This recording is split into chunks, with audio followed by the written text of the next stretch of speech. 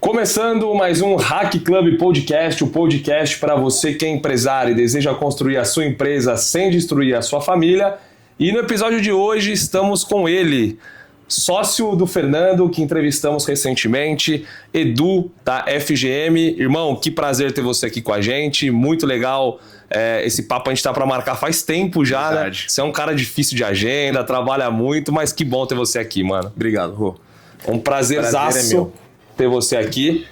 O Du é sócio do Fernando também. A gente falou com o Fernando recentemente, né? Falou sobre mentoria e sobre tudo que vocês estão construindo lá na empresa. Só que aqui hoje, Du, com você, acho que a ideia é outra. Você tem muito para contribuir, você partiu de um lugar que muita gente que está nos assistindo aqui quer partir também, e não tem ninguém melhor que você para dar essa aula aqui para mim e para toda a turma de casa. Tá preparado? Com certeza. Tem bastante pergunta aqui para te fazer. Como a gente talvez nunca conversou antes, quero saber muito da sua vida.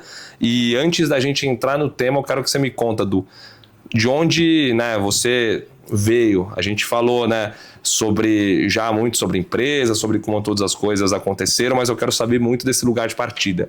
Onde foi, onde você nasceu, de onde você veio, qual foi sua educação ali quando você era mais novo? Conta mais um pouquinho pra gente. Legal, Rô. Sim, primeiramente agradecer a oportunidade, né, de estar aqui na mesa com você, conversando, trocando. Então, era uma data que nós estávamos já tentando já há bom tempo, mas como você falou, devido às agendas, então a gente tinha que remarcar sempre. Aí o sócio tem 3 filhos na sequência, fica difícil. Exatamente. Né? Sobrecarrega. Mas assim, primeiramente falando sobre mim, né? Meu nome é Eduardo, para quem não me conhece. Algumas pessoas me conhecem, eu sou mais nos bastidores aqui da operação. Sou casado, né, com a Amanda, sou pai do Bernardo, de 7 anos, que é a minha base, né? Corintiano, sou cristão. Vim de uma família humilde, né? Como muitos aqui, a maioria. Meus pais são casados até hoje. Minha mãe trabalhou em várias frentes durante a vida, foi faxineira, hoje é vendedora, mas teve barraca de pastel. Então eu com 7 anos já fazia pastel com ela na barraca, já atendia os clientes, né? Vim de uma família de comerciantes. Meu avô foi um grande comerciante do bairro.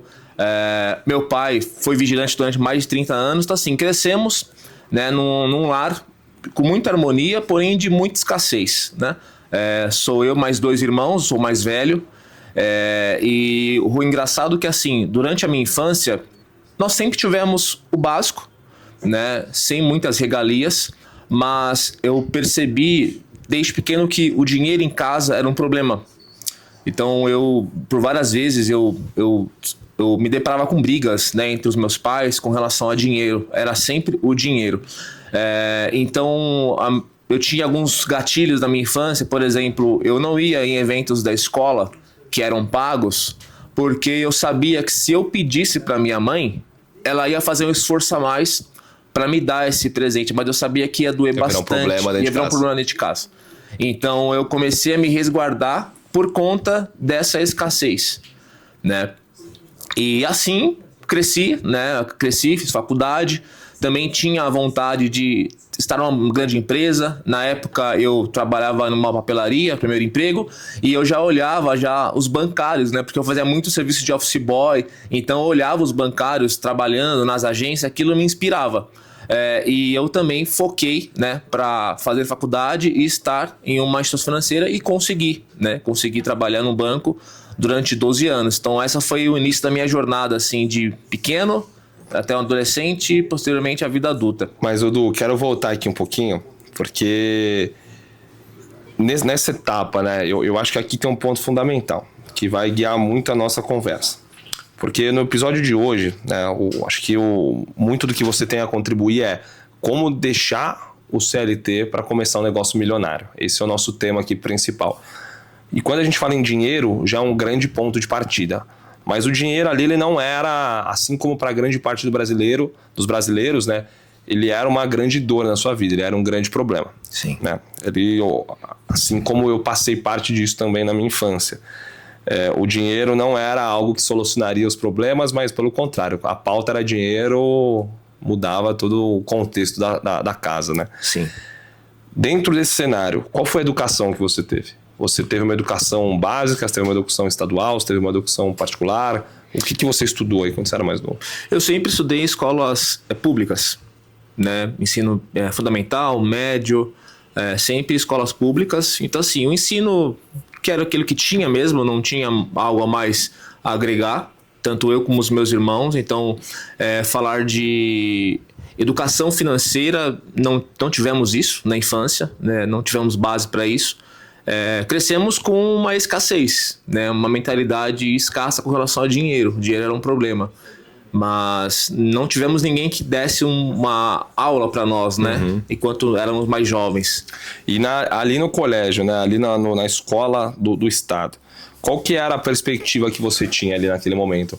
Para onde você foi treinado a ser, né? De fato, ia ser para um caminho de CLT. Sim. Né?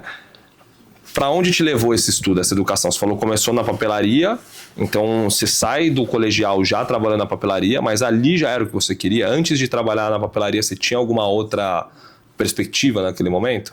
Então, Rô, eu tinha na minha mente que se eu entrasse em uma grande empresa, né, com cargos interessantes, uma carreira interessante, aquilo para mim seria o meu troféu, né, que eu poderia entregar para minha mãe, ser orgulho de casa, por ser filho mais velho. Então, eu tinha um viés que se eu entrasse numa grande empresa, tivesse um bom cargo, para mim estaria resolvido. A parte do empreender, embora o meu avô, que foi um comerciante muito forte no nosso bairro, a minha mãe, ela nunca passou essa vontade de querer que eu fosse um empreendedor, né? Um empresário. Ela nunca motivou isso pra gente, os meus pais também não. Então eu não tinha essa ideia que eu realmente, somente empreendendo que eu pudesse romper, que eu pudesse ter uma vida de qualidade, não. Eu segui pelos padrões normais, de fazer faculdade, de mirar um grande banco e tentar uma carreira lá dentro. Então, na minha cabeça, eu achava que se eu entrasse no banco, eu poderia ter uma vida tranquila e estável. Aquele conselho de estabilidade que é um conselho natural, assim, não estou criticando, até porque os nossos pais tiveram isso de forma repassada, os nossos avós, né? De comprar sua casa, de ter uma vida mais estável, de seguir uma carreira corporativa. Eu acho que a nossa geração é uma geração que vem um pouco para desmistificar essa vida estável, né? Acho que a gente busca muito por uma instabilidade, né? Exato. Cara, vamos tentar, vamos correr atrás, o bem material depois a gente vê, mas vamos correr atrás com foco no negócio. E aqui, Du, você trabalhou um certo tempo na papelaria, ainda muito jovem, começou a ver ali os bancários, né, trabalhando. E como foi esse processo? Assim, você foi atrás de um banco, foi atrás de uma entrevista, bateu na porta de alguém para pedir emprego? Cara, eu falo assim, Rô, eu sou muito agraciado, sabe? Por Deus, assim. Porque a história como eu entrei no banco, no Itaú, foi algo que até hoje eu não consigo explicar. Eu nunca fiz nenhum processo, eu nunca me cadastrei em nenhuma vaga. Isso eu falo diante de todos, que eu nunca fiz um processo de entrar no banco. Eu queria entrar no banco, passei por um processo no Bradesco, mas não deu certo. Mas depois de uns 4 anos eu entrei no Itaú. E em que momento que eu entrei? Eu estava desempregado. Tinha acabado de perder o emprego em um escritório de uma ótica que eu trabalhava. E aí eu recebi uma ligação. E era um recrutamento do Itaú, dizendo que eu estava com... fui convidado a uma vaga que tinha aparecido para eu fazer no Itaú. E eu falei, ela falou, você tá disponível? Eu falei, tô disponível. Então, assim, o Itaú, ele veio assim como algo de Deus para mim mesmo. Falou, é trote, né? Não, eu por Deus, eu não fiz nada, nenhum processo. E aí lá eu estava no processo seletivo. E aí eu consegui entrar no banco, passei por 3 processos e consegui entrar no banco. Mas eu nunca procurei o Itaú para trabalhar. Realmente Deus, ele teve graça e me deu assim na minha mão a oportunidade. Cara. Na hora que eu mais precisava, que eu estava realmente sem emprego. E eu já estava talvez já pensando em outras frentes para trabalho e aí veio o banco. De uma forma que eu não consigo nem explicar até hoje. Cara, você tá desempregado, chega uma das maiores empresas do mundo, bate na sua porta e fala assim, você não quer um emprego? Né? Exatamente. E aí eu consegui, poxa, foi uma alegria muito grande. Minha mãe ficou muito feliz, a minha família ficou muito feliz, porque era um sonho. Meu pai trabalhou durante 20 anos em bancos, mas como vigilante. Então, poxa, para ele ver o filho mais velho sendo bancário, então, poxa, foi um orgulho muito grande para eles. Isso eu não vou negar. E qual foi, Du, essa trajetória dentro do banco? Você entrou como office boy? Não, eu entrei na área de atendimento. atendimento, né? O atendente era 6 horas, era um horário mais flexível, né? Então eu tinha tempo de fazer a faculdade à noite, então acordava um pouquinho mais tarde, era um horário mais flexível. Então, durante o banco, eu passei por algumas áreas, né? Saí de atendente, depois comecei a trabalhar na parte de operações, a área de cash, né? Que é o suporte às empresas. Então, durante toda a minha jornada no banco, foi atrelado a atendimento e a solução de problemas que as empresas passam durante o seu dia a dia. Então, nesses 12 anos, eu fui construindo a minha carreira focado nessa frente de atendimento. Né? E aí você foi dentro desse período no banco, né? O que você foi se capacitando num CLT que naquele momento você foi entendendo que, cara, não, aqui é o lugar que eu vou construir a minha carreira, aqui eu vejo potencial e para isso eu preciso me capacitar em ponto A, B e C. Você já tinha essa percepção? A gente até comentou com o Fernando na última conversa que o olhar do dono, o olhar, sendo CLT com olhar de dono, ajudou muito ele a chegar no lugar que ele chegou. Você já tinha essa visão lá dentro? Sim, já tinha essa visão. Eu tinha, apesar de não ter um cargo de liderança, eu já tinha uma liderança com um time. As pessoas me levavam como uma referência, tanto na parte de aprendizado, de orientações. Então, já era visto como um líder, né? Embora não tivesse um cargo de liderança. E aí eu me aperfeiçoei, fiz alguns cursos de aprimoramento, faculdade, para realmente buscar uma carreira. Né? A minha ideia era seguir no banco, né? Era manter uma carreira, galgar outros cargos, mas conforme o tempo foi passando, eu comecei a observar que não era dessa forma que eu poderia chegar. Né? Comecei a ver alguns pontos que no mundo corporativo, então começou a me frustrar um pouco. E aí eu comecei a não ter mais essa vontade, né? De permanecer me esforçando, estudando, em busca de um cargo ou uma promoção. Então eu comecei a perceber que era um pouco raso esse pensamento que eu tinha no início. E você chegou a estudar? Você chegou a fazer a faculdade? Fiz faculdade, exatamente, administração. E fiz os cursos também especializados, né? Alguns cursos pontuais que o banco exigia para você estar em um cargo A, cargo B, uma certificação. Então fiz, né, aquilo que estava no meu alcance, mas focando sempre naquilo que o banco poderia me dar. E nunca olhando um viés de, poxa, o que o Eduardo quer de fato, né? O que vai ser bom para o Eduardo? Era sempre conforme a música que o banco ditava, e não sobre aquilo que eu colocava como objetivo, entendeu? E você trouxe um ponto muito legal, porque assim, você falou que você não ocupava um cargo de liderança, mas era visto como um líder. Sim. Eu já cansei de ver líder que ocupava cargo de liderança e não era visto como líder, né? Porque liderança eu não acho que é algo que você determina, eu acho que é algo que você constrói. Então, a gente vê no próprio mercado muito isso, né? Liderança que é imposta, mas não é uma liderança que é seguida. Uma liderança que é imposição, naturalmente a pessoa exerce um cargo de liderança. Mas quando a pessoa naturalmente ela é percebida como líder, eu vejo que ela influencia a própria rede sem exercer o papel, né? Exato. E ali naquele momento talvez foi isso com você. Você já era percebido como uma liderança dentro daquele grupo de pessoas que também já te viam nesse lugar e nessa cadeira, né? Exato, exatamente. Já me olhavam como uma liderança de trazer problemas, dificuldades, achando que eu seria a pessoa certa para ajudar ou solucionar aquele problema, mas o ponto é que eu também não me enxergava como líder, a verdade era essa, né? Eu ajudava por ajudar, mas eu não me enxergava como uma pessoa capaz de transformar, né?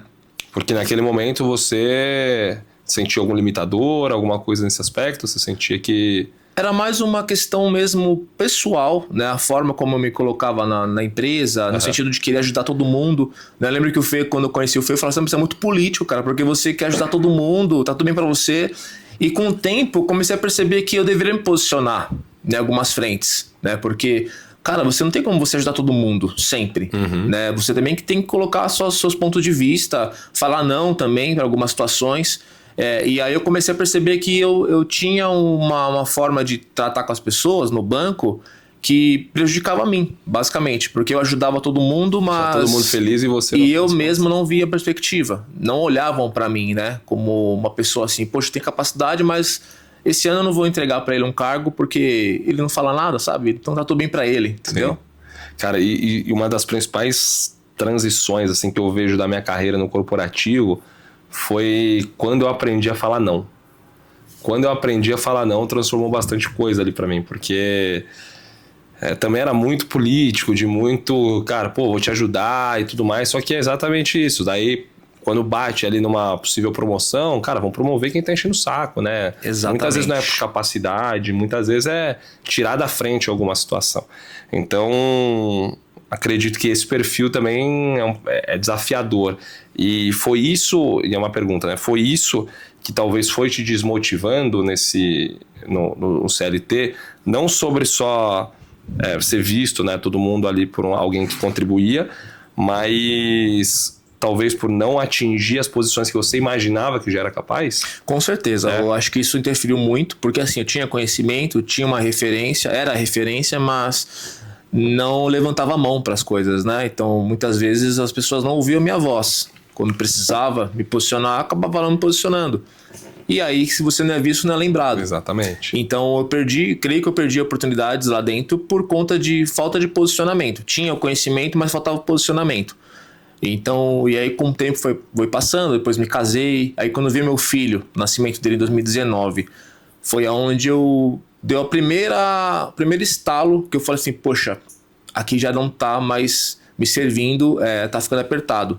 Então foi aonde eu falei pra minha esposa, falei assim, amor, eu acho que meus dias no Itaú, eles estão contados, porque eu não consigo me enxergar mais aqui dentro, né? E eu também preciso de uma renda maior. Foi onde realmente veio a necessidade com a motivação, né? Por conta do nascimento do meu filho. Foi onde realmente me deu o primeiro estalo. E vocês conheceram no banco? A minha esposa, sim, no banco. Ela também é bancária, então nós conhecemos em 2014 no banco e estamos até hoje. Então, CLT influencia a vida do Edu até hoje. Exatamente. No mês que vem faz 10 anos de casados. Foi de lá que surgiu essa família aí, abençoada. Exatamente. Do Itaú, originada do Itaú. Do Itaú. Ô, Du, e assim, né? Quando seu filho nasce, então, você já tava com essa provocação. Sim. Que, cara, por algumas, até comportamento seu, você entendia que talvez ali você não tinha mais um próximo passo e tudo mais. Aí vem o Bernardo nasce. E quando passou de ser essa pulguinha atrás da orelha para falar, cara, não, eu vou me dedicar a um outro negócio, foi um side business, também foi um negócio paralelo, ou não? Você virou uma chave e falou, vou abandonar? Cara, foi um processo, porque assim, quando o B nasceu, apertou um pouco o orçamento, mas eu falo que assim, o ser humano, né, tem uma capacidade absurda de se adaptar, né? Seja as escassez da vida ou o inverso. Uhum. Então, conforme o orçamento foi limitando, o que eu fazia? Me adaptava.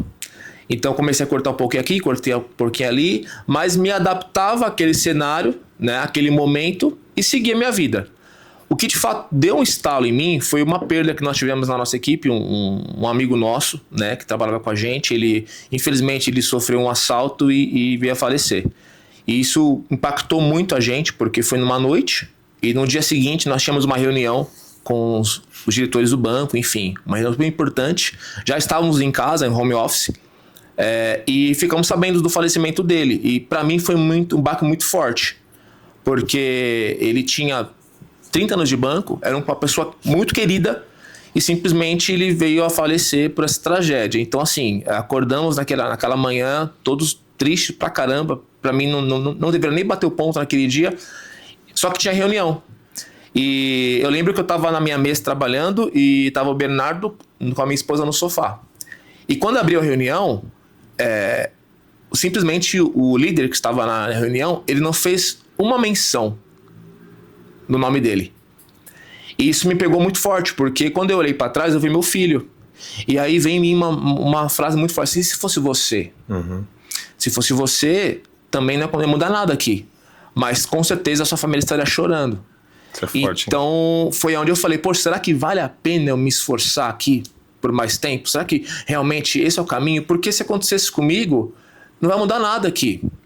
E a minha família vai perder um pai, vai perder um esposo. Então aquilo pra mim já me deu uma revolta. Na verdade eu fiquei revoltado com a minha situação. Primeiro, a situação sempre parte da gente, né? A culpa nunca é do patrão, da empresa, não, é da gente. Então daquele momento eu falei assim, eu preciso fazer alguma coisa. E aí, como que eu tomei esse insight, né? Lembra, eu falei que eu tenho familiares que são comerciantes, sim. Mas eu nunca me vi em vendas. Eu sempre tive pavor de vendas. Para mim, vendas era algo assim que eu jamais teria capacidade de fazer. Só que eu percebi que, poxa, o meu irmão, que é mais novo, começou em vendas e se deu muito bem em vendas, né? A minha mãe, depois que ela saiu da área de faxina, ela virou vendedora e a gente reformou a casa. Então eu comecei a linkar uns pontos e então, o negócio sempre aí, né? atrelava a vendas. E aí eu comecei a ter um despertar, né, para vender alguma coisa. Não sabia o que e nem sabia onde, né? Mas depois que eu encontrei o Fê num evento, num final de ano, ele já vendia já na internet e eu tava super desmotivado naquela só que eu te falei recentemente do banco. E ele me mostrou o Mercado Livre. Falei assim, cara, eu tô fazendo isso daqui, então tô conseguindo ter uma renda boa aqui. Por que você não faz? E aí foi onde me deu esse estalo. Eu recebi o mapa, sabe? Literalmente. Foi um mentor ali. Foi um mentor. Uhum. Indiretamente ele foi um mentor, sem ele também esperando nada em troca. Ele só me direcionou e falou assim, agora é com você. E foi aonde eu comecei. Du, e você acha que, né, por ter não esse medo de vendas, né, por ter essa aversão talvez naquele momento, né, é muito mais por conta do seu perfil, que você falou que é um cara que era mais dos bastidores e tudo mais, era mais introspectivo nesse aspecto? Você achava que a venda talvez não era para você, porque no fim das contas era mais de perfil? Exatamente. Era isso? Exatamente. Só que se você parar pra pensar, a gente se vende todos os dias. Agora a gente tá se vendendo aqui com a audiência que tá assistindo a gente, né? Exatamente. Então eu me vendi durante toda a minha vida, na verdade. Mas eu nunca busquei uma monetização. Uhum. Mas indiretamente eu me vendia. A cada troca de líder, troca de chefe, você tinha que se vender. Você tinha que se apresentar quem que era o Eduardo lá na empresa. Então, durante todo esse tempo, eu percebi que eu já me vendia muito bem, porque as pessoas gostavam de mim, as pessoas tinham uma empatia por mim. E então eu falei, poxa, eu realmente preciso só mudar a chave aqui. E aí eu entendi que se eu vendesse um serviço ou um produto, de fato, para mim, era onde eu poderia mudar a história da minha vida. E você trabalhava com o Fernando no Itaú? No banco, sim. Vocês eram próximos? Já eram brothers? Já, desde quando a gente se conheceu, uma conexão muito forte em família, princípio e valores, a minha esposa com a esposa dele, então assim, o meu filho com o filho dele, então foi uma conexão muito de Deus, assim, né, foi um propósito muito, muito puro, sem interesse nenhum. Tanto é que no banco nós tínhamos uma amizade muito genuína e as pessoas tinham uma certa inveja ou, poxa, mas por que eles ficam rindo o dia todo? Por exemplo, não tem necessidade de estar assim nessa alegria, porque o banco é um ambiente de muita pressão, muita pressão. Mas nós vivíamos numa leveza assim que parecia que eu e ele estavam numa bolha e o restante lá trabalhando de uma outra forma, entendeu? Era muito genuíno e foi onde Deus quis assim, né? E ele me apresentou a oportunidade e eu, cara, abracei assim com os dois braços, com o corpo todo e me joguei. Então lá você conheceu os dois amores da sua vida, né? Exatamente, Amanda e o Fernando. Que você é casado e o Fernando que você é casado. Exatamente, também, né? 2 casamentos aqui, gente. Sociedade é casamento, assim, você tem que escolher muito bem a quem você se associa, né? Porque sociedade, assim como um casamento, tem todos os desafios, todos os perrengues, e se você não tiver uma pessoa forte do seu lado que te compreenda, né? No sentido que, pô, cara, tem dia que você vai estar mal, tem dia que ele vai estar mal, tem dia que o negócio vai estar mal e os dois vão estar para baixo. Então, no fim das contas, se não tiver alguém que... Sociedade não é soma, né? Tem que ser multiplicação. Então, nesse caso, o Fernando que multiplicou o seu talento, que já era genuíno, te levando para um lado de vendedor. E ali você foi apresentado ao Marketplace, já a venda pela digital. Exato. Foi quando ele me mostrou, eu simplesmente cheguei em casa com a minha esposa e falei assim, amor, vou vender no Mercado Livre. Ela falou assim, nossa, que top, vai vender o quê? Eu falei assim, o que tem pra vender? Não sei. Não sei, mas eu quero vender. Porque eu já sei que o caminho é esse. Assim, nada tirou da minha cabeça que esse era o caminho. Isso era 2019? 2019. Então, na minha cabeça já fixou que esse era o caminho que eu tinha que trilhar. O fazer era o processo, mas eu sabia que eu tinha que começar por aqui. Então eu comecei a vender brinquedos que eu tinha em casa, por exemplo. Ela comprou uns brinquedos pro meu filho, que ela comprou uma oportunidade para quando ele fizesse 4, 5 anos ele começasse a brincar. Ele tinha 1 ano. E eu falei assim, amor, 4 anos de diferença aqui, vamos vender. Vamos começar. E aí eu simplesmente fui, tirei a foto do produto, anunciei no meu celular, não tinha nem computador naquela época, e você vendeu. Eu vendi acho que em 2 dias. Como foi o coração quando veio o primeiro? Foi libertador, assim. Foi libertador. Quando apareceu a notificação assim, você vendeu, eu lembro que eu comecei a gritar lá em casa com ela, e ela falou assim, agora, o que faz? Eu falei, não sei, obrigado, Fernando. Aí liguei pro Fernando, ele ficou feliz pra caramba, e aí eu fiz o processo depois de embalagem, etiqueta e tal, mas o ponto foi que virou em mim uma chave que eu jamais tinha sentido isso na vida. Quer dizer, você é capaz de fazer uma venda, cara, você é capaz de alcançar o mundo. Sim. Você pode conquistar o que você quiser, porque você fez o processo de ponta a ponta. Então, pra mim, foi um divisor de águas. Quando eu fiz a venda, eu falei assim, é disso que eu quero viver. Mudou. O Eduardo das antigas saiu, aquele cara que era mais tímido, retraído, entrou uma outra versão, assim, totalmente agressiva, em querer resultado, em querer monetizar, em querer prosperar. O que eu posso fazer para vender hoje? Então, basicamente, entrou um vírus, assim, das vendas, assim, que foi picado pelo vírus da venda, literalmente. E eu fiquei nesse processo durante uns 3, 4 meses sozinho, né, vendendo tudo que eu tinha em casa, importava da época da Shopee, que vendia internacional, trazia de fora pro Mercado Livre, vendia no Mercado Livre, então assim, eu vendia de tudo. E o Fê também já vendia também outros produtos, né.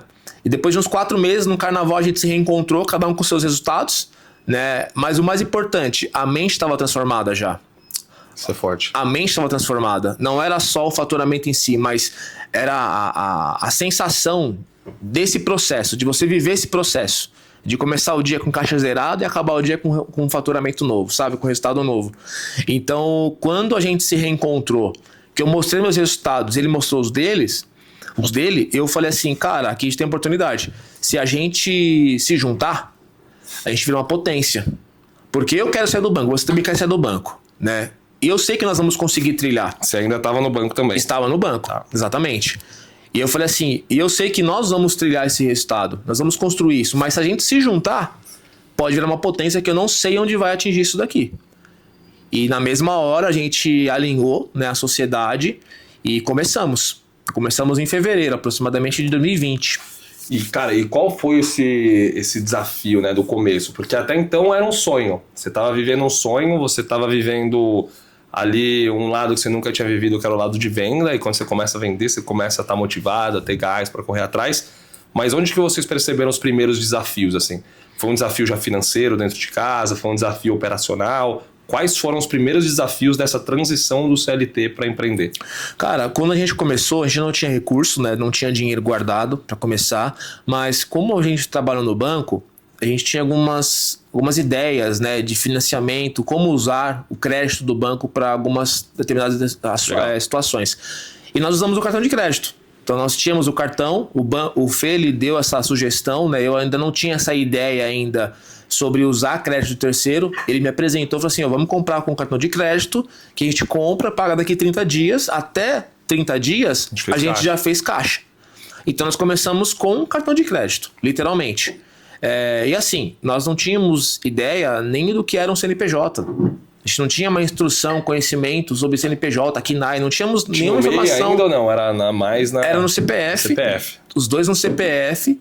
E então, assim, nós fomos realmente do zero, sem nenhuma instrução, ninguém para ajudar. Naquela época ninguém ensinava, né? Era muito novo. Mas nós tínhamos um objetivo. E qual que era esse objetivo, Rô? Eu não queria estar no banco mais. Qual que era o meu sonho naquela época? O que me fez motivar a vender? Eu queria sair do banco.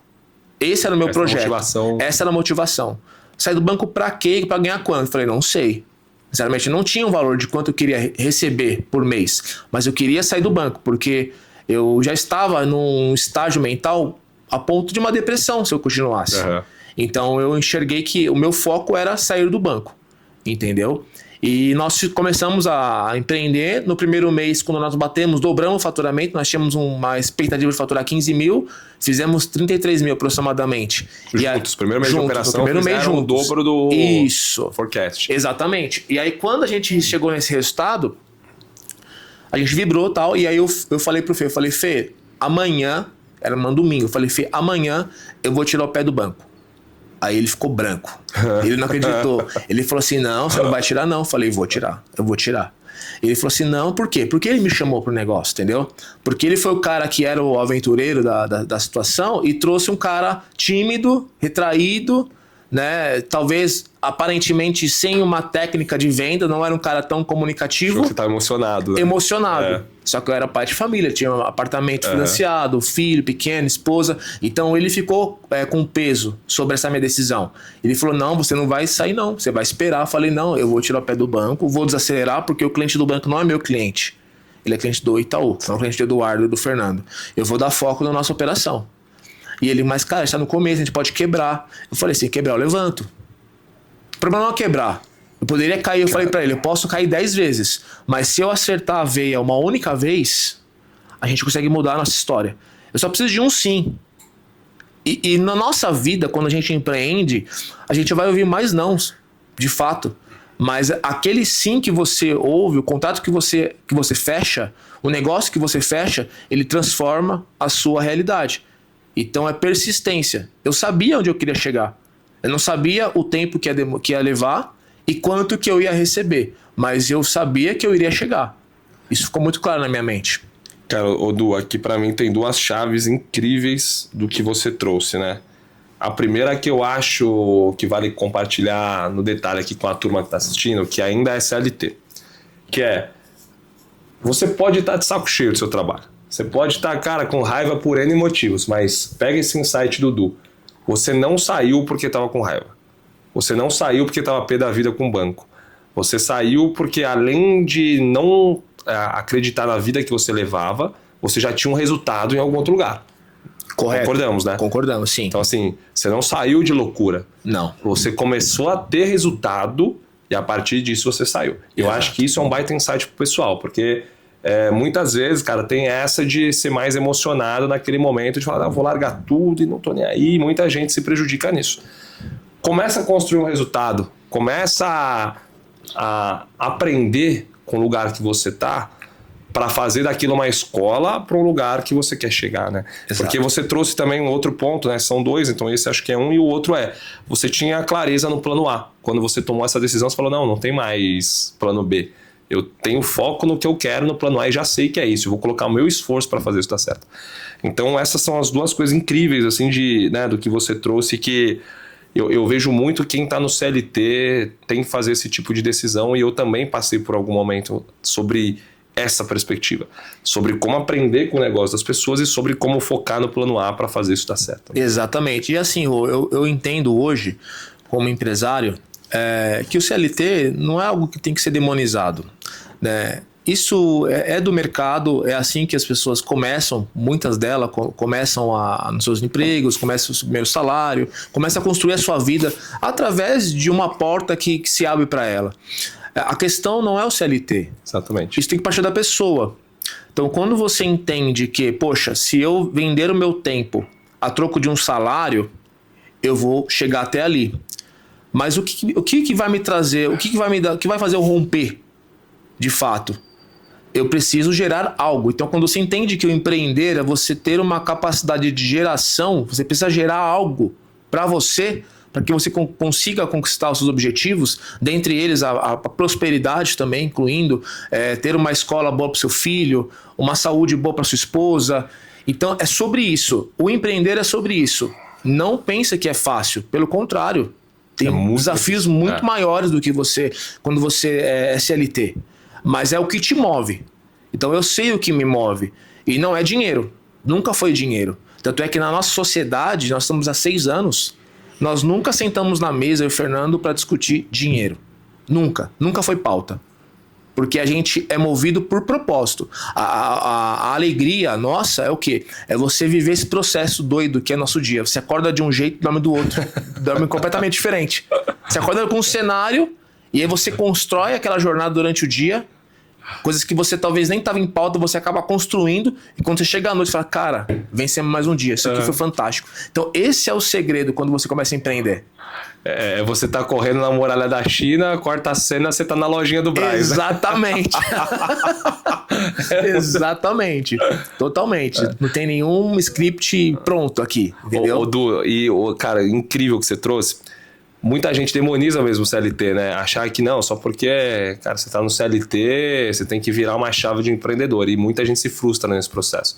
Eu não acredito que o CLT é ruim também. Muito pelo contrário. Eu acho que tem gente que tem perfil de ser liderança de empresa, ser executivo de empresa. Assim como eu fui muitos anos e fico muito feliz com isso, né? Toda a escola que eu tive oportunidade. Porque acho que como a internet está levando muito para um lado de empreendedorismo muito mais forte, eu acho que tem gente que cai muito nesse discurso. Porque empreender não é para todo mundo. Não. Empreender tem os seus desafios, que são gigantes também, mas eu acho que o que é para todo mundo é você ter um propósito claro de sonhar um propósito que é seu, né? Exato. Seja onde for, seja empreendendo, ou seja sendo executivo de uma empresa, seja liderança de uma empresa, né? Exato. Você acredita que empreender é para todo mundo? Não. O negócio ele é para todo mundo, só que nem todo mundo é pro negócio. Quando eu falo voltando pro marketplace, ele é aberto para todo mundo. Uhum. Você pode abrir uma conta hoje num marketplace qualquer e começar a vender. Você não paga nada. Mas você não vai sustentar aquele negócio, mentalmente falando, né? Ou financeiramente falando, porque existem outras tarefas, outros obstáculos durante a jornada. E aí muitas dessas tarefas você não consegue concluir. Uhum. Porque falta mental, falta um suporte. Talvez você comece a ver um dinheiro novo entrando naquela nova loja. E você acaba achando que é seu dinheiro. Acho que tá rico. Acha que tá rico. Uhum. Então é muito mais dificultoso do que parece ser, entendeu? Parece que é um mundo, uma fantasia, mas não. É um trabalho muito sério.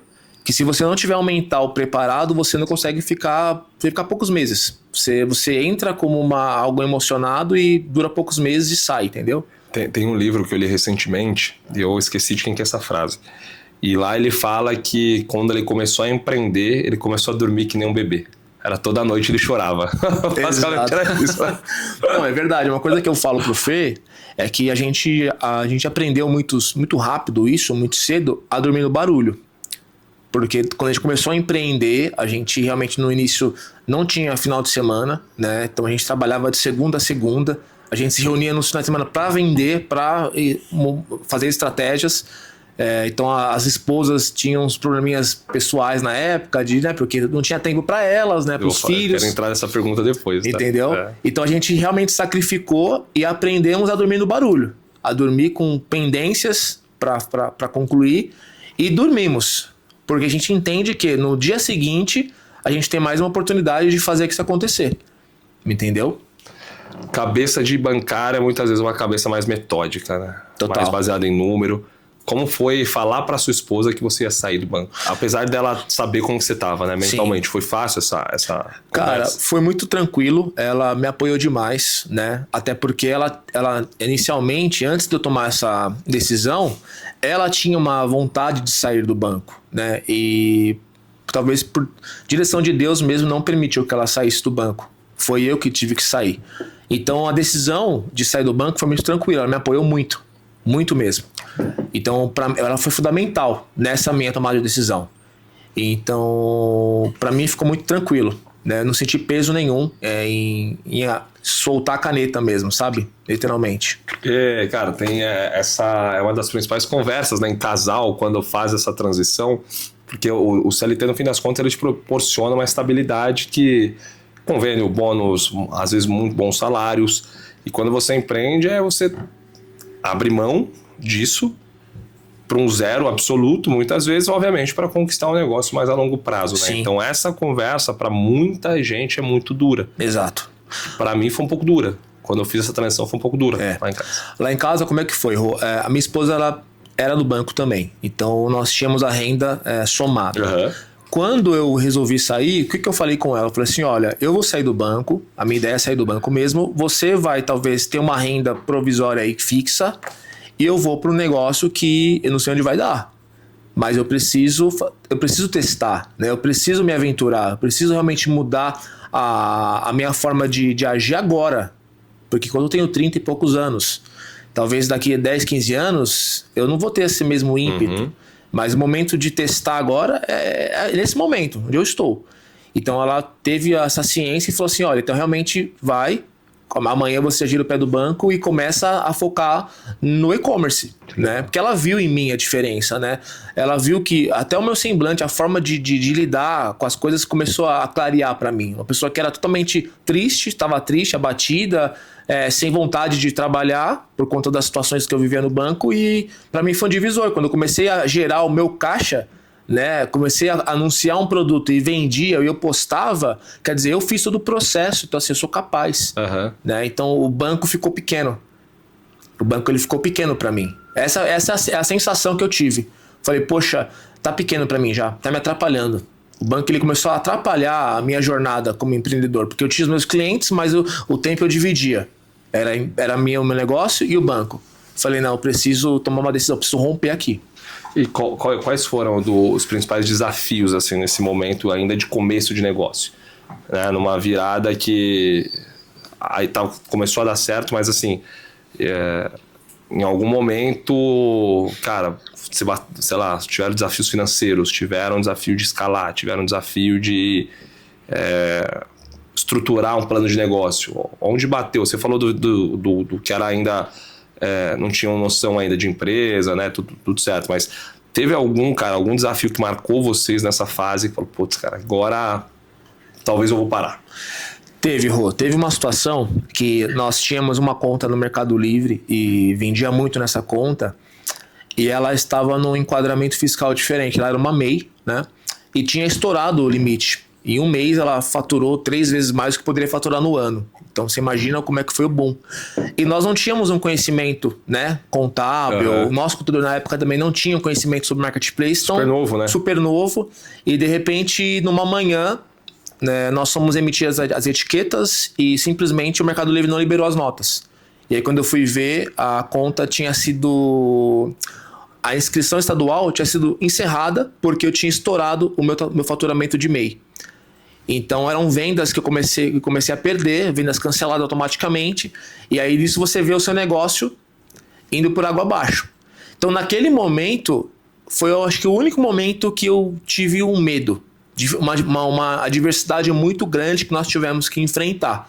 Porque nós não conhecíamos, o nosso contador passou uma orientação totalmente equivocada pra gente, a gente acabou perdendo a conta por uma orientação errada, mas aí que é o ponto, né? Quando você entende que você não tem um outro plano, quando você entende que você não tem uma outra forma de ganhar dinheiro, você se vira literalmente para fazer acontecer de uma forma ou de outra, mas eu tinha que resolver aquele problema. Então, ao mesmo tempo que nós tínhamos um problema seríssimo, a gente já começou a buscar na internet, no YouTube, orientações, e aí encontramos uma contadora que soube resolver o nosso problema e a gente depois retomou essa conta. Então, quer dizer, de uma adversidade que aconteceu pra gente, a gente acabou se fortalecendo ainda mais e ganhando casca, né? Ganhando conhecimento, o mental mais forte ainda para entender que empreender realmente é você lidar com problemas todos os dias. Então, isso foi um ponto que marcou muito assim na nossa jornada, esse momento. Em quanto tempo vocês fizeram esse ajuste? Cara, foi no nosso primeiro ano de sociedade. Não, mas a pergunta, quanto tempo vocês demoraram para ajustar de MEI para um outro sim, foi regime? Quase um mês. Cara, ficamos quase um mês nessa transição, desse impasse, sem saber o que ia acontecer. Mas a gente sabia que se a gente perdesse a conta, a gente ia criar uma outra conta. Eu ia recomeçar de uma outra forma, entendeu? Porque eu não tinha outra opção. Eu tinha determinado já que eu iria sair do banco. Nessa época eu estava no banco ainda, mas eu já tinha determinado que eu não iria mais trabalhar forte no banco. Então eu comecei a perder performance e eu estava focando na minha empresa. Aí quando você realmente perde os números no banco e o seu negócio ele dá uma quebrada, eu poderia exatamente, eu poderia muito bem desfazer o que eu falei e focar no emprego novamente que eu estava. Eu falei, não, eu vou continuar aqui. A gente vai fazer dar certo. Cara, isso é um insight incrível do fazer o plano A dar certo a qualquer custo, né? A qualquer custo. Não tem opção. Acho que esse é um insight fenomenal. Que é o custo. E dentro desse processo, né, de aprendizado do teve, cara, eu imagino que números também, porque vocês pegaram um negócio muito do zero, né? Vocês pegaram um negócio que ainda não tinham grandes mentores, um negócio que foi construído. Teve alguma outra situação que você se lembra que não escorregaram, mas falou, cara, se eu passei por esse momento aqui, eu acho que eu tô mais preparado como empresário agora? Tivemos uma questão fiscal também. Sempre no começo, né? No começo a gente não tem orientação de contador, assim, de como funciona. Nós tivemos uma questão fiscal, porque a gente começou a faturar bastante e não tínhamos a nota. É difícil você encontrar fornecedores hoje, né? Sérios, que te entregam a nota de entrada, tudo certinho. Então a gente não tinha esse conhecimento, a gente comprava e vendia, comprava e vendia. E aí tivemos uma atuação, né? Um fiscal, ele atuou nas nossas empresas. E a ideia dele era realmente baixar a inscrição, perder a empresa. Uhum. Aí o Fernando conseguiu conversar, aí teve uma articulação do Fernando de mostrar para o fiscal que nós éramos leigos, né? Nós só queremos vender, mas não tínhamos o conhecimento do que estávamos fazendo para nos dar uma segunda chance. Tipo assim, não derrubar a nossa loja, né? Mas, ok, dá uma advertência, mas... Estão aprendendo, vamos resolver. Isso, aprendizado que nós íamos corrigir. Então, foi um momento muito delicado, porque simplesmente foi numa manhã. Do nada, ele me ligou e falou, tô com o fiscal aqui na loja, em casa, né, que é o nosso galpão. Então, foi um outro momento muito sério, porque quando envolve a parte fiscal, envolve outras questões, então o risco é muito maior, né? Mas a gente entendeu e, assim, não foi algo proposital. É porque foi falta de instrução. Hoje, quando você começa a empreender, você não tem um beabá do que é empreender. Você simplesmente se joga. Você começa um negócio do zero e vai aprendendo durante o jogo. Então, esse foi um outro momento que realmente a gente ficou bem apreensivo, mas graças a Deus a gente conseguiu articular e resolvemos, né? O ponto é resolvemos. Boa, incrível, irmão. Edu, conta pra turma hoje qual que é o tamanho da sua empresa, o que vocês estão fazendo na FGM, como que vocês estão hoje como empresa nesses 6 anos, né, que vocês estão operando, e como que é tocar um negócio desse tamanho já, né? Você vai contar o tamanho, mas tocar um negócio desse tamanho, e qual que é o seu papel aí nessa operação? Legal. Hoje a nossa empresa, nós estamos nos maiores marketplaces da América Latina, os maiores hoje, Shopee, Mercado Livre, Amazon, Shein, TikTok, agora muito forte. Temos ao todo 15 funcionários, aproximadamente, num galpão de 500 metros quadrados. Por mês nós emitimos 70 mil pedidos e faturamos alguns milhões. Exato, bastante. É um estádio de futebol, né? Se você parar pra pensar. E nosso faturamento é de alguns milhões já mensais, né? Já há alguns anos. Hoje eu fico na frente do time de compras, eu sou que compra os produtos, né? Então, controle de estoque, negociação com o fornecedor, que é uma habilidade que eu adquiri, né? Nessa jornada, você se relacionar com o fornecedor, saber conversar com o fornecedor. Então, eu fico mais focado nessa frente. Além disso, nós temos uma agência hoje que dá suporte a sellers que vendem na Shopee, então nós agenciamos essas contas. E também temos uma frente de mentoria, um braço educacional, há mais de um ano, que temos mais de 200 mentorados hoje, que já passou pelo nosso programa, né? E alguns ainda estão. Então hoje o ecossistema ele é bem grande, né? Se pensarmos que nós começamos de uma incerteza num apartamento do Fernando, numa reuniãozinha, e talvez chegar num tamanho desse, eu poderia olhar, se eu falasse com os meus olhos, eu poderia falar, poxa, isso aqui é inviável, mas a gente tinha um plano, né? O meu plano era realmente sair do banco. Mas se eu falasse para você que eu poderia chegar nesse tamanho, lá atrás eu talvez poderia questionar. E hoje nós representamos, né, uma fatia muito, muito grande desse mercado hoje. Começar nessa incerteza e há 3 meses atrás tá falando de M&A, né? É diferente. Exatamente. É diferente a conversa. Conta um pouquinho disso, Du. Como que foi fazer um M&A, fazer a aquisição de uma empresa dentro do ecossistema de vocês? Porque assim, durante essa jornada, nós começamos a identificar alguns gargalos, né? Algumas dores que nós enxergávamos as pessoas que estão hoje no marketplace sofrem, que é a parte de gestão de contas, ter alguém olhando a sua conta, porque muitos desses sellers hoje não têm o tempo focado, né, em trabalhar no marketplace, muitos dividem tempo com outras atividades, com outros empregos. Então a gente entendeu que, como nós somos especialistas, temos um time bem capacitado, se a gente trouxesse esse braço, né, e trazer essa solução para esses vendedores seria um ganho tanto para nós, como principalmente para eles que poderiam vender e escalar de maneira mais natural. Então a gente, através de um outro sócio nosso, o Helder, né, que tinha essa agência de publicidade já, nós sentamos, reunimos e mostramos para ele o nosso plano, né, o nosso propósito com relação a essa aquisição. E ele bate pronto entendeu o tamanho do projeto, né? E foi super fluido, assim, tivemos já um evento presencial, né? Vamos preparar um segundo evento também. Então, calhou muito bem daquilo que nós tínhamos como ideia, né? Então, foi uma transição muito tranquila, muito suave. E hoje a gente consegue agregar um ecossistema muito maior para o nosso nome, né? Então, a gente consegue ser mais forte, não simplesmente por sermos fortes, mas aquilo que a gente consegue entregar de valor, que acho que é o principal ponto, é que você consegue servir, né? No que você é útil. Então eu sou útil nisso, nisso e nisso. Então eu consigo agregar várias soluções para quem realmente está no game junto com a gente, né? Que é vender na marketplace, os gargalos que as pessoas sofrem. Cara, isso é incrível, porque se eu pensar em entrar no marketplace, você consegue me ajudar com a mentoria, você consegue me ajudar escalando, né, a minha operação com a consultoria dentro que vocês têm da agência. Sim. E vocês conseguem me mostrar a operação de vocês, que vocês vendem milhares de pedidos aí por mês. Exato. Né? Então virou um ecossistema mesmo, né? Deixou de ser só um canal de venda para virar um ecossistema empresarial. Né? Exatamente. Perfeito, Rô. E dentro desse aspecto para onde que vocês estão indo, para onde que vocês estão mirando, quais os desafios que vocês imaginam aí que esse mercado vai sofrendo com inteligência artificial, com novos entrantes, o que a FGM está buscando aí dentro desse segmento de inovação? Legal. O marketplace ele mudou muito, né? Nos últimos 6 anos. É uma foto em 2019 e outra foto totalmente diferente em 2026. Então hoje qual que é a nossa preocupação?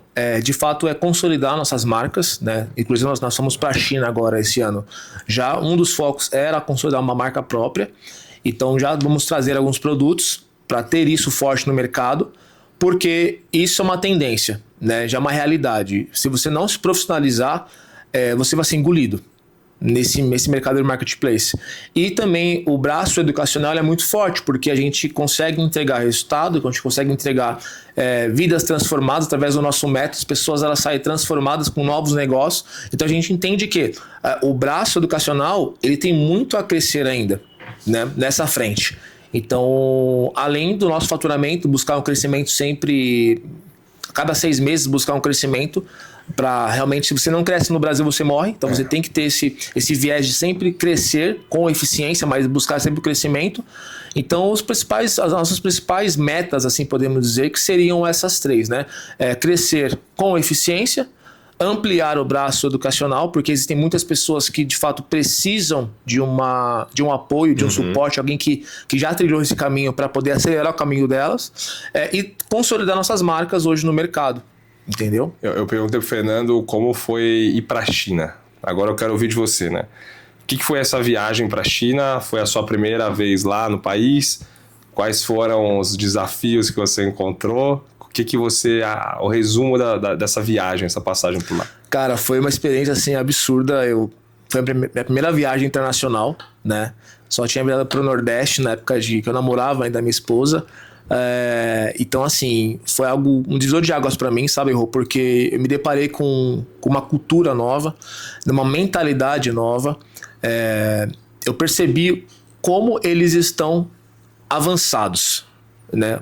O chinês, propriamente dito. E por que quando eles vêm pro Brasil empreender, eles destroem. Eles viram os maiores players. Aonde que eles colocam a mão, eles se transformam nos maiores players. Por quê? Tá atrelado à mentalidade deles. Né? É engraçado, uma coisa que eu percebi na China lá de cara é que lá o final de semana é comum. Não tem essa questão de comércio meia porta. Dia útil. É dia útil. Nada muda. Então, eles vivem pro trabalho. Eles têm prazer em acordar cedo, em trabalhar. Você percebe, você olha idosos trabalhando, né? Com muita alegria, com muita harmonia. Você vê no olhar deles essa harmonia, essa alegria de estar trabalhando, se sentir útil. E é uma coisa que vai de encontro à nossa realidade aqui. Né? Porque embora eu entenda que a gente trabalha bastante, o brasileiro, mas a gente, pelo menos na época que eu era CLT, eu mirava já no calendário e ver qual que eram as emendas de feriado que eu sabia que naquele dia eu ia descansar. Então olha a minha preocupação. E hoje não, hoje eu tenho uma preocupação, poxa, quando tem um feriado emendado, eu já fico me coçando, porque eu sei que impacta no faturamento, impacta nas vendas, o comportamento das pessoas mudam, elas não compram na mesma intensidade. Então, isso é cultural.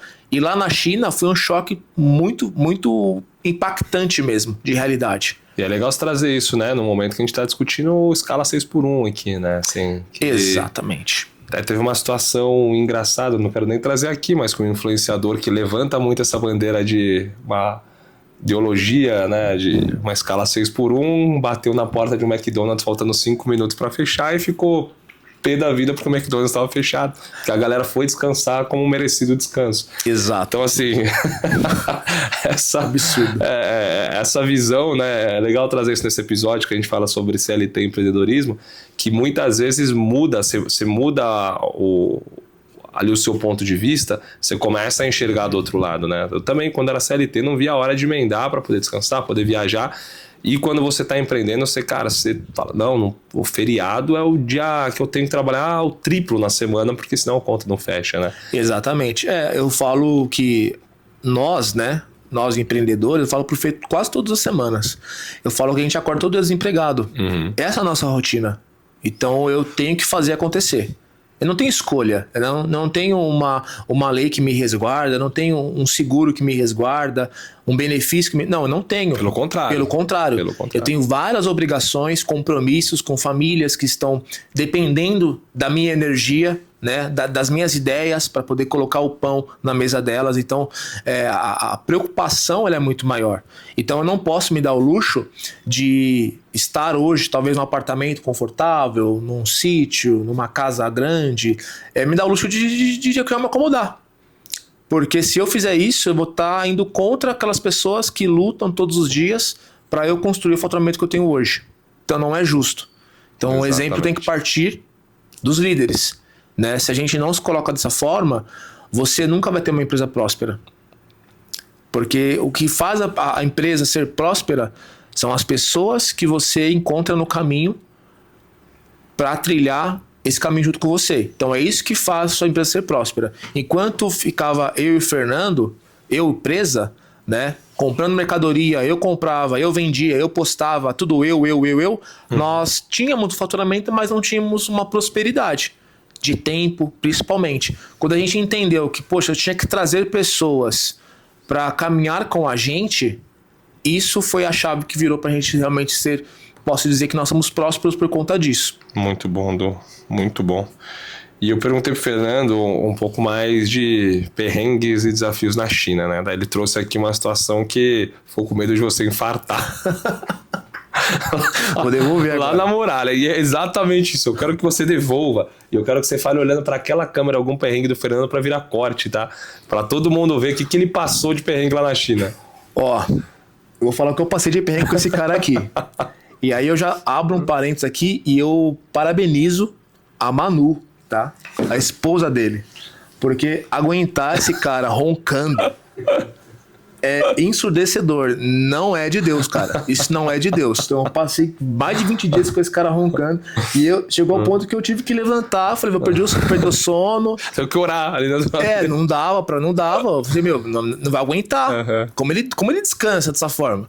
Então, esse foi um ponto bem engraçado. Que eu levo isso e eu fico muito... Eu começo a rir sozinho quando eu começo a lembrar. Eu até filmei, depois eu te mostro.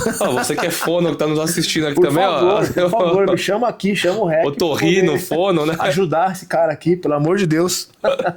Fora esse perrengue, Du, que mais ali, cara, fora o perrengue, né, mas entender que a cultura é uma cultura que trabalha muito, mas o que mais te chamou a atenção ali, cara, que você viu que foi um baque ou cultural, ou sentou na mesa para conversar com alguém e falou, putz, cara, aqui eu peguei uma chave diferente que eu nunca tinha visto? Eu tive uma experiência, várias experiências na China com relação à honra. E o que eu percebi? Que o chinês, quando ele te serve sobre o que ele tem de melhor. Então nós íamos para as reuniões de negócio e assim, sem nenhum negócio na mesa. Nós íamos conhecer a fábrica, simplesmente isso. Assim como você vai numa loja hoje, entra na loja, olha o produto e sai. Então, só o fato da gente ir na fábrica, o chinês, ele já providenciava o melhor banquete pra gente, providenciava o melhor motorista, o melhor carro, tudo o melhor. Sem a garantia de negócio fechado. Então, isso é uma cultura que eles carregam. Tanto é que uma cultura muito forte, como era um país que há 30 anos atrás passava fome, a verdade era essa, quando eles chegam em você e perguntam sobre você, ele não pergunta se você está bem. Ele pergunta se você já comeu. Porque a preocupação deles é realmente ver você satisfeito. Você comeu? Se alimentou? Então agora vamos conversar. Então essa cultura deles de carregar de honrar as pessoas é uma coisa que me impactou bastante, porque aqui a gente às vezes não faz isso, né, com todo mundo, até por várias questões de segurança, de falta de intimidade, mas lá não, lá eles têm o prazer em abrir a porta para você e tratar você como a melhor pessoa, assim, a pessoa mais íntima, por uma questão de cultura mesmo. Então foi algo muito forte que me impactou. Cara, muito legal. Você sentiu algum peso por ser cristão lá? Sim, sim. Eu senti isso foi até algo que falou muito forte comigo, sabe? Foi ministrado. Por quê? Falo por mim, né? Às vezes você chega num domingo ou numa quarta-feira e por alguma situação do cotidiano você acaba não querendo ir pra igreja. Falo por mim, e aqui sou muito franco, muito transparente falar isso. E lá, as pessoas elas ficam ansiosas para ter uma igreja aberta e para cultuar a Deus. Então a gente conseguiu ir num culto ainda, né, durante a viagem, onde as pessoas ficavam sedentas para ter aquele culto. E elas colocavam as melhores roupas, Rô. Era engraçado porque assim, pareciam que elas estavam indo para um casamento. Mas não, elas tinham esse compromisso porque elas sabiam que só tinha aquela oportunidade de adorar a Deus. Caramba, num espaço. Porque lá, se você levanta a bandeira de Cristo, você é repudiado. Então, eu já ouvi algumas pessoas trazendo isso, né? Sim, tanto é que quando nós fomos, né, o nosso assessor que levou a gente, ele falou que a gente não poderia usar camisetas, né, com palavras cristãs e tal, porque isso poderia ser retaliação. Então, imagina você estar num lugar onde você não tem a liberdade de falar do amor de Deus. E aí quando eu voltei pra cá eu falei, poxa, eu tenho tudo isso aqui e às vezes eu não dou valor, sabe? Então foi um ponto que me impactou bastante. Cara, isso é muito forte, né? Porque a gente aqui tem acesso o tempo inteiro a estar numa igreja, estar congregando. E é isso, muitas vezes a gente trata como audit, assim, né? A gente trata como só mais um dia, só mais um culto, só mais uma roupa que eu vou pôr, e a gente muitas vezes não entrega o melhor. Sim. Que é ir lá e ter o principal de tudo para o que é o culto, né? É adorar. Exatamente. É se reunir com o reino e adorar. Sim. Né? Fazer o juntamento com uma igreja, com o corpo, né? Não com o reino. Com o corpo e adorar. E por isso da pergunta, assim, né? Se você sofreu por esse ponto, e é bonito de ver, né? Como que mesmo muitas pessoas ali sedentas, elas se preparam para adorar a Deus, né? Elas levam o melhor. Exato, é a preparação. O que me chamou a atenção foi a preparação. Não é o fato de ir em uma igreja, mas é o que elas fizeram antes para estar lá, sabe? Preparou o dia delas. Olha que coisa louca, forte. Assim, muito forte. Muito legal. Forte. Muito legal. E Du, o que você acredita, cara, que a FGM, estando num clube como o Hack, faz sentido pro negócio de vocês? Cara, princípios e valores. A gente tá no mundo, no meio, quando eu falo eu e Fernando, né, marketplace, que como é um mercado muito novo, a gente lida com muitas pessoas novas, né? E é muito comum no nosso meio a gente estar em eventos de marketplace e você vê pessoas que não levam com propósito, né? Não tem uma base para ser empresário e construir uma família, ter prosperidade. Então, a gente lida com pessoas que vendem também, mas com um propósito de vida totalmente disfuncional, né? Não encara como propósito a família, não encara como propósito ter filhos, né? O que você passa de legado não tem essa preocupação.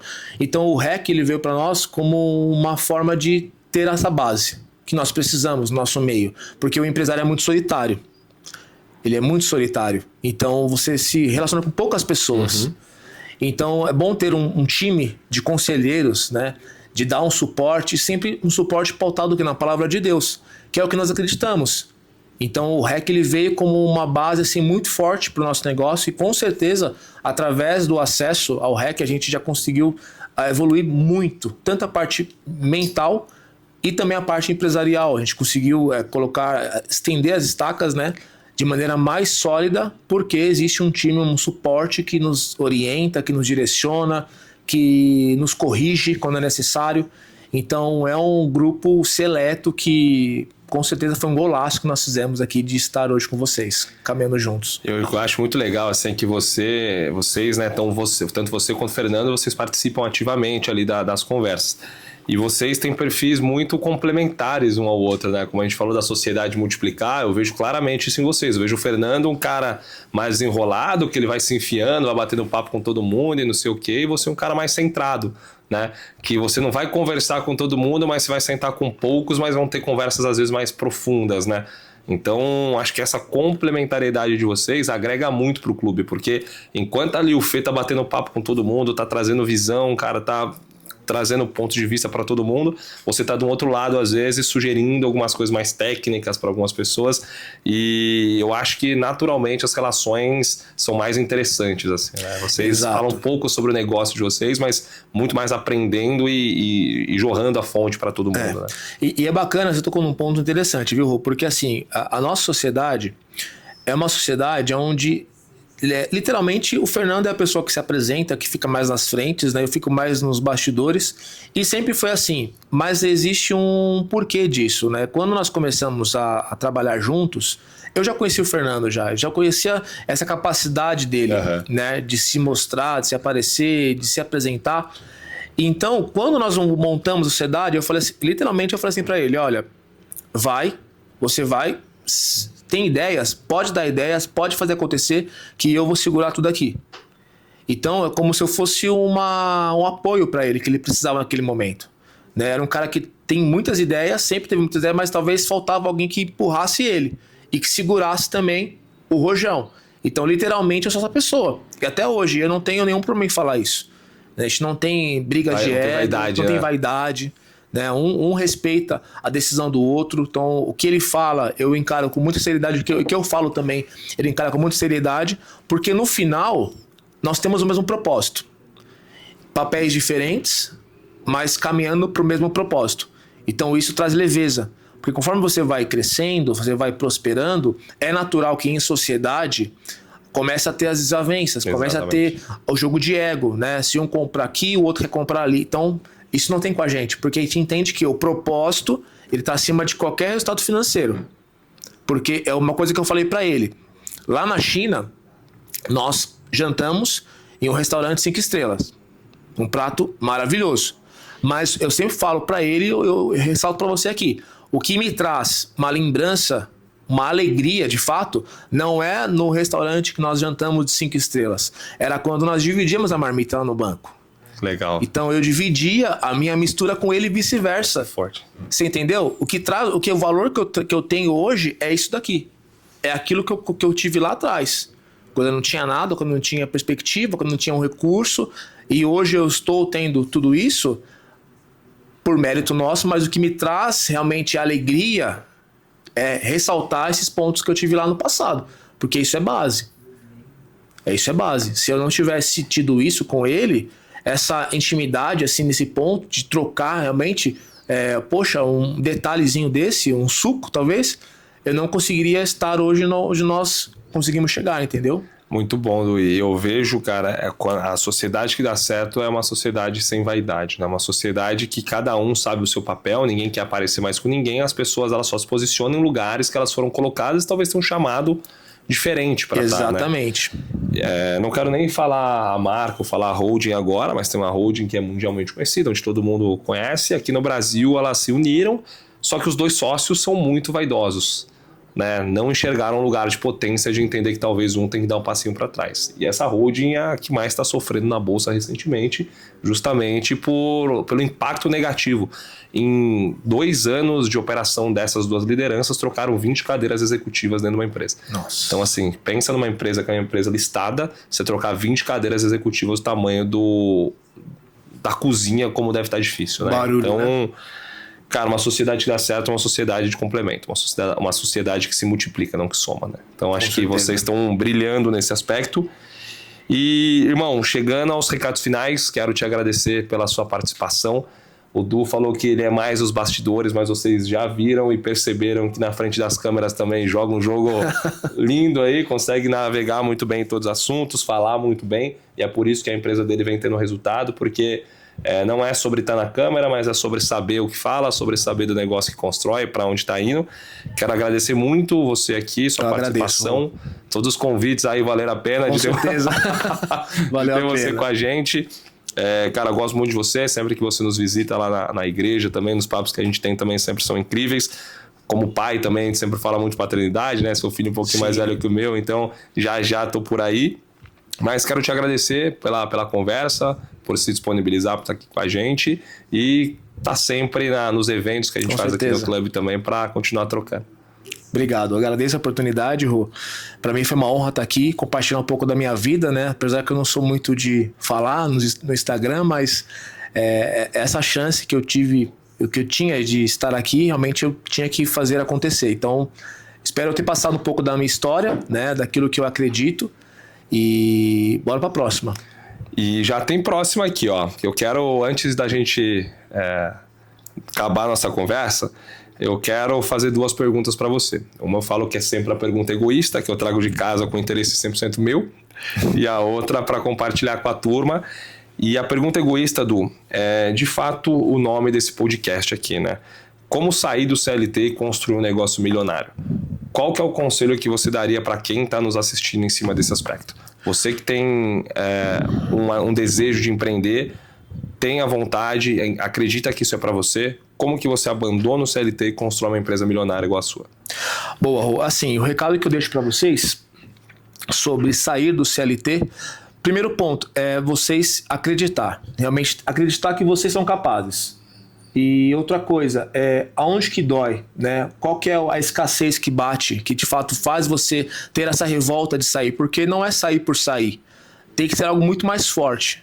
Então, é o que eu deixo de recado para vocês. Tenham essa mente evoluída, de fato, para vocês quererem algo maior, saber que vocês são capazes. E outro ponto, vendas. Olhe para vendas. Hoje, você vender é como se você tivesse você colocasse uma armadura. As vendas hoje pra gente é como se fosse uma armadura. Então eu me preparo vendendo, eu me defendo vendendo, eu ataco vendendo. Então, de fato, a alavanca de venda é o que muda o ponteiro. Uhum. Então, apenas comece. E não coloque a escassez, a falta de conhecimento como empecilho, mas sim sobre a vontade que você tem de buscar algo novo, de buscar um próximo nível, porque a vida é uma só, gente. A verdade é essa. Se você está nesse mundo, tá vivo, tá com saúde e se limita a estar num emprego que você não quer, a acordar para ir num emprego que você não gosta, a receber um salário que você não acha justo, será que o problema é realmente a empresa? Você tem que fazer uma auto-reflexão sobre isso. E quando eu fiz, tudo para mim fez sentido. E foi onde eu tive a vontade de dar o pontapé e sair desse estágio. Então esse é o ponto que eu deixo pra galera.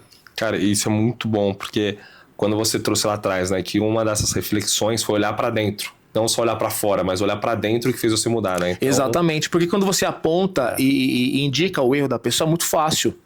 Agora, quando você faz uma autoanálise e enxerga que talvez o principal problema é você, aí requer um sacrifício, uma mudança, e aí dói. Aí você precisa realmente refletir, ir pra casinha, pensar um pouco e tomar atitudes. Você não tem que culpar, né? Não tem que culpar. Você, né? Exatamente. Muito bom, mano. E a segunda é você, o influenciador mais seguido do Brasil, 200 milhões de pessoas te seguem, você tem a possibilidade de mandar um stories com 100% de visualização. O que estaria escrito ali?